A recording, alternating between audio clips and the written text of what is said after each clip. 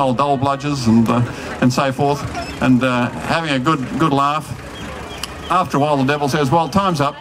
You've got to go to the other place now. Check that out.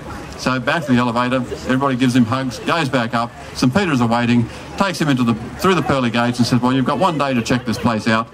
And of course, he spends the day there with some very nice, peaceable people who don't say bad things about each other, and they've intellectual discussions, no bawdy jokes or anything like that. Has a meal with them, but yeah, they're sort of the poor people. The food's good, but it isn't as flash as it was down where he came from. In the end, the devil says, well, sorry, St. Peter says, you've got to make up your mind now, either down there or up here. He said, well, actually, I never thought I'd be saying this, but I think my lot are more down there.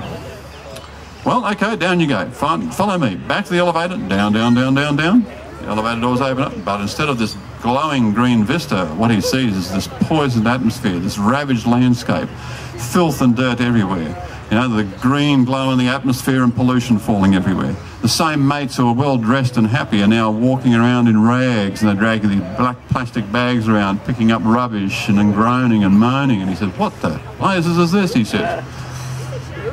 The devil comes up and says, well, Johnny, you've made up your mind now, have you? Well, yes. And he says, well, but Johnny says, but this is not the place I was here yesterday. I said, ah, says the devil. Yesterday was the campaigning. We're in campaign mode. Today, you've made up your vote, and you're here.